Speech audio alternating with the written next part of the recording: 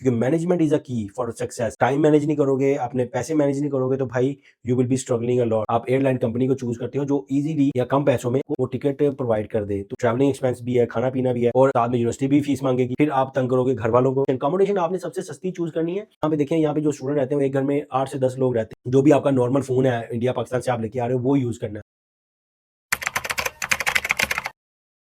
Hello everyone, welcome to my YouTube channel. उम्मीद करता हूँ आप सब लोग ठीक होंगे जहां पे भी होंगे। यूके में आकर पैसे saving is the biggest issue. पैसे कैसे सेव किए जाएं, पैसे कैसे बचाए जाएं, यही सबका प्रॉब्लम है। यूके में कॉस्ट ऑफ लिविंग इतनी ज़्यादा बढ़ चुकी है कि लोगों के लिए बहुत मुश्किल हो गया गुजारा करना।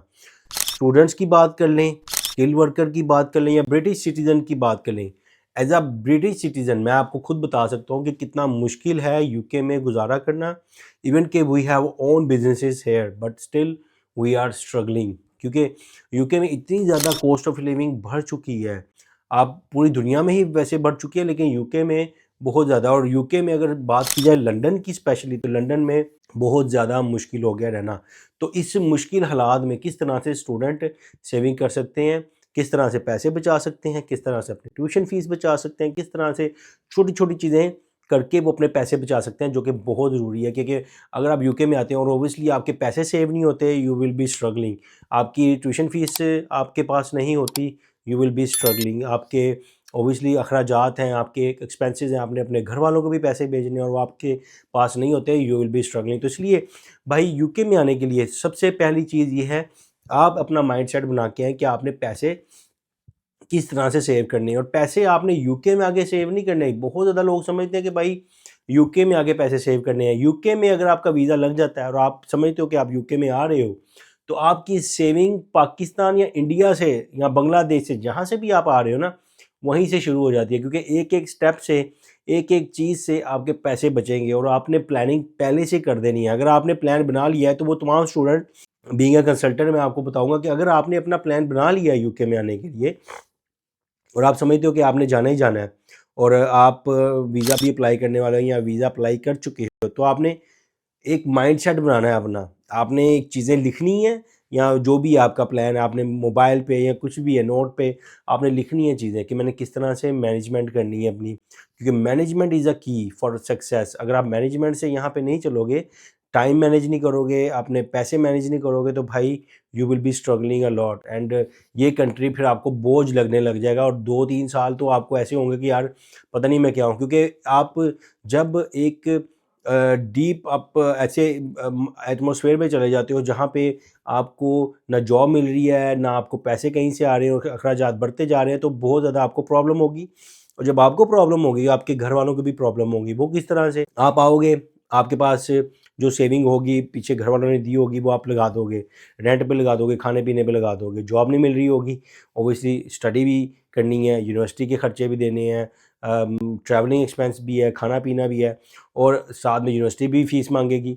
फिर आप तंग करोगे घर वालों को कि भाई पैसे भेजें। वो घर वाले बोलेंगे कि तुम्हें तो बाहर भेज दिया है इतने पैसे लगा के, तो अब क्यों नहीं जॉब मिल रही। तो वहाँ से फिर बहुत ज़्यादा प्रेशर होगा घर वालों का भी, और ऊपर से आपका भी, और वो आपकी सिचुएशन नहीं समझ पाएंगे। तो स्टूडेंट्स को मैं ये कहता हूँ कि भाई जब यूके का वीज़ा लगवा लेते हो ना आप, या अप्लाई कर लेते हो, you would be a mature person. आपको मैच्योरिटी रखनी है अपने दिमाग में। आपने बच्चों वाली हरकतें छोड़ देनी है कि घर से पैसे मंगवा लिए, घर वालों को दुखड़े सुना दिए। फिर आपने खुद बीइंग अ मैन, आपने खुद ही ये सारी चीज़ें सॉर्ट आउट करनी है। आपको कोई भी यहाँ पे सॉर्ट आउट करके नहीं देगा।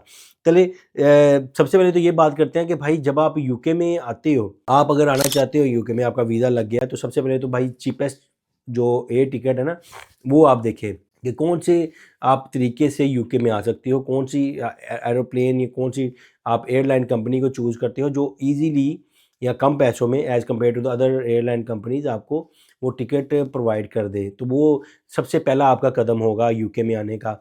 और अगर आप यूके में आ जाते हो, तो ओबियसली जब वो आपको लेने के लिए आता है, ओबियसली वो, अगर आपका कोई फ्रेंड है तो ओबियसली वो अपनी ट्रांसपोर्ट पे आएगा, अगर नहीं भी है तो वो पब्लिक ट्रांसपोर्ट जैसे ट्यूब है, बसेस हैं, वो यूज़ करेगा। तो इतना तो कोई दोस्त यार कर ही लेता है। अगर कोई आपकी फैमिली मेम्बर है, वो भी इतना तो कोई फ़ेवर पहले आए को दे देता है। लेकिन आपको मैं बताता चलूँ, ये जो फ़ेवर आपको मिलेगी ना, ये 1 से 2 दिन ही मिलेगी। सम टाइम ये भी होता है कि लोग पहले दिन ही बस वो ट्रैवल तक ही होती है फ़ेवर, उसके बाद वो कहते हैं कि भाई जी तुसी अपने रस्ते ते असी अपने रस्ते, ए भाजी तुहाडा घर ਇੱਥੇ ਇੱਕ ਦਿਨ रहना है, ਤੁਸੀਂ 1-2 दिन में आप कार ढूंढो और फिर निकलो यहाँ से। तो ये फेवर आपको थ्रू आउट नहीं मिलेगी, आपको 1-2 दिन मिलेगी और आपको प्रोटोकॉल भी जो मिलेगा इतना ही मिलेगा अगर आपका कोई जानने वाला नहीं है। तो पहली चीज़ तो आती है कि भाई आपने सेविंग किस तरह करनी है, अपने पैसे किस तरह से बचाने हैं। आप आ गए हो यूके में, आपने आके मोबाइल कॉन्ट्रैक्ट पे नहीं चले जाना। बहुत ज़्यादा स्टूडेंट यहाँ पे क्या करते हैं, जब भी जॉब मिलती है और पहला महीना नहीं हुआ तब फ़ौरन आईफ़ोन का कॉन्ट्रैक्ट ले लिया, कहीं चले गए कंपनी में, वहाँ पे कॉन्ट्रैक्ट ले लिया। भाई साल कॉन्ट्रैक्ट नहीं लेना आपने, आपने आईफ़ोन भूल जाना है।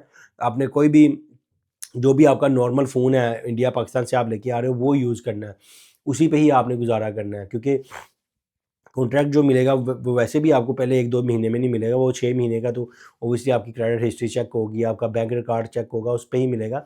लेकिन बहुत ज़्यादा लोग जल्दीबाज़ी में, कुछ लोग ऐसे भी ऑफ़र करते हैं कि भाई मैं तुझे कॉन्ट्रैक्ट ले देता हूँ, तो मुझे 10 पाउंड या 20 पाउंड एक्स्ट्रा दे देना। तो इस तरह से भी बहुत ज़्यादा लोग अपने नाम पे कॉन्ट्रैक्ट लेके वो उनसे इंटरेस्ट चार्ज करते हैं, ठीक है, हर महीने पे। तो इस तरह से बहुत ज़्यादा स्टूडेंट करते हैं सिर्फ़ और सिर्फ़ अच्छा मोबाइल लेने के लिए, लड़कियों को अच्छा मोबाइल दिखाने के लिए। तो ये चीज़ आपने बिल्कुल नहीं करनी। नंबर 2 पे आती है भाई अकोमोडेशन। अकोमोडेशन आपने सबसे सस्ती चूज़ करनी है और सबसे करीब अपने अपने काम से रिलेटेड, जो आपकी जॉब से रिलेटेड है ना, उसके नज़दीक आपने अकोमोडेशन ढूँढनी है। क्योंकि यहाँ पे अगर मैं लंदन की बात करूँ तो travel is very expensive. You might spend 10 to 15 pound per day for travelling around your work. तो इसलिए काम पे आने और जाने के लिए ऐसी जगह तलाश करें जहाँ पे आपको अकोमोडेशन भी नज़दीक हो और आपको कोई प्रॉब्लम ना आए। अगर आपकी अकोमोडेशन 1 से 2 घंटे दूर है, वैसे बताता चलूँ लंदन में यूजुअली जो ट्रैवल है वो half an hour to 1 hour है, ये नॉर्मल। आम आम भी अगर आपके पास भी कोई जॉब है तो आधे घंटे से 1 घंटा लग ही जाता है।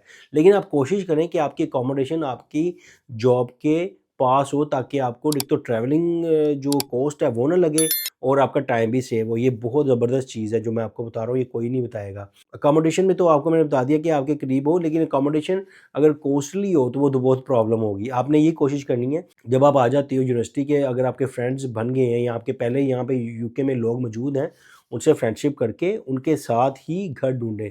आप यहाँ पे देखें, यहाँ पे जो स्टूडेंट रहते हैं वो एक घर में 8 से 10 लोग रहते हैं। अगर 3 बेडरूम हाउस है तो 8-10 लोगों में अगर रेंट डिवाइड हो जाता है, खाना-पीना डिवाइड हो जाता है, तो रफ़ली सब कुछ डाल के 350 टू 400 पाउंड आता है। सब कुछ डाल के इलेक्ट्रिसिटी, गैस, रेंट और खाना-पीना डाल के 400 पाउंड तक आ जाता है आराम से, अगर आप अच्छे तरीके से यहाँ पे रहते हो।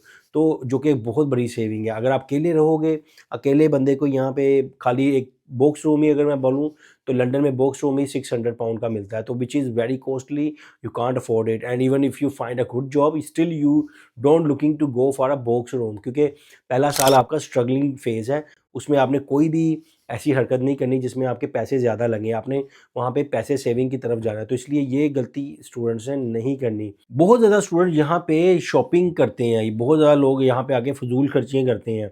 आपने देखा होगा क्रिसमस पे सेल्स यहाँ पे लगती हैं। अभी जो जनवरी इनटेक में भाई स्टूडेंट आ चुके हैं, क्रिसमस पे यहाँ पे अंबार लगे हुए हैं सेल्स के। आपको बड़े-बड़े बिल बोर्ड नज़र आएँगे, आपको ऑनलाइन बहुत बड़े-बड़े बोर्ड नज़र आएँगे कि भाई क्रिसमस की शॉपिंग है, वहाँ यहाँ पे ब्लैक फ्राइडे लग गया, यहाँ पे बॉक्सिंग डे हो गया। बहुत बड़ा यहाँ पे ना एडवर्टाइज़मेंट की जाती है, मार्केटिंग की जाती है लोगों को फँसाने के लिए, क्योंकि कोई भाई सेल नहीं लगती। आपको वही पुराना माल उतने का ही बेच दिया जाता है, सिर्फ़ और सिर्फ़ प्राइस डबल करके। तो ये हर साल से होता रहा है। मैं यहाँ पे 18 साल से रह रहा हूँ, मैं आपको बता रहा हूँ कि भाई कोई क्रिसमस सेल नहीं है, कोई बॉक्सिंग डे सेल नहीं है, सिर्फ़ और सिर्फ़ मामू बनाया जा रहा है। और स्टूडेंट क्या करते हैं, वो बेचारे नए आए होते हैं, पिछले जो पाकिस्तान इंडिया के लोग हैं वहाँ पे उनको ये ट्रेंड नहीं होता बॉक्सिंग डे का, क्रिसमस सेल का, ब्लैक फ्राइडे का, तो वो धर्म वो बहुत जल्दी से शॉपिंग करते हैं। उनको लगता है कि यार बहुत सस्ती चीज़ें हैं, ये हमें हाफ प्राइस में मिल रही हैं। बहुत भाई वो आपको लूट रहे होते हैं, कोई हाफ प्राइस में नहीं मिल रही होती। वो उतने ही प्राइस चार्ज करते हैं, बस वो अपने जो प्राइस को डबल करके लिख देते हैं कि आपको लगे कि ये डबल से कम हो गया है प्राइस। तो इसलिए इस स्कैम में आपने बिल्कुल नहीं आना और कोई शॉपिंग नहीं करनी, वरना भाई आपके पैसे यहीं पे ख़त्म हो जाएँगे। यूके में जब आप आते हो, आपका प्लान हो जाता है आने के लिए, एक और चीज़ बहुत ज़्यादा मायने रखती है। यहाँ पे भाई जो कपड़े हैं, गारमेंट्स हैं, आपके जो चीज़ें हैं, एक्सेसरीज़ हैं, लाइक जो मर्द हज़रात हैं उनके शेविंग का सामान है, ठीक है, आपके शूज़ हैं, ट्रेनर्स हैं, जैकेट्स हैं, भाई ये यहाँ पे बहुत महंगी है। तो कोशिश करें ये चीज़ें अपने साथ ही यूके में लेके आएँ ताकि आपका 6 महीने से साल गुज़र जाए यहाँ पे, क्योंकि यहाँ पे बहुत ज़्यादा इन चीज़ों पे खर्च होते हैं पैसे। और एक और चीज़ मैं आपको बोलूँगा कि यहाँ पे जो बार्बर शॉप्स हैं, बार्बर शॉप भी 10 टू 15 पाउंड, नॉर्मली 15 पाउंड ले रहे हैं रेट, जो एवरेज रेट है। अगर आप कोई अच्छी दुकान पे चले जाओगे, ऐसी भी शॉप्स हैं जो 50 पाउंड तक भी लेते हैं आपसे बाल काटने के। तो इसलिए यहाँ पे भाई बाल काटने हैं, बाल कटवाने हैं, तो यहाँ पे छोटे-छोटे बाल लोग ज़्यादा रखते हैं कि उनको बार-बार बार्बर के पास ना जाना पड़े। तो ये सूरत हाल है यहाँ पे पैसे सेविंग की। अगर आप यूके में आ रहे हो और आपका जेन्युइन इनटेक है, आपने फ़िज़ूल खर्ची नहीं करनी, पैसे सेव करने हैं ताकि आपके पैसे ज़्यादा से ज़्यादा बच सकें। ट्रैवलिंग और अकोमोडेशन, ये 2 मेन चीज़ें आपने अपने ज़हन में रखनी है कि ये अगर आपको अच्छी मिल जाती हैं, तो फिर आपके लिए बहुत आसानियाँ हो जाएँगी। और जॉब के लिए तो ऑब्वियसली मैंने पहले काफ़ी वीडियो बना चुका हूँ कि किस तरह से जॉब ढूँढनी है और जॉब किस तरह से मिलेगी। बाकी आने वाली वीडियो में मैं आपको और मज़ीद बताता रहूँगा। उम्मीद करता हूँ आज की वीडियो आपको अच्छी लगी होगी। मिलते हैं अगली वीडियो में। Take care, best of luck.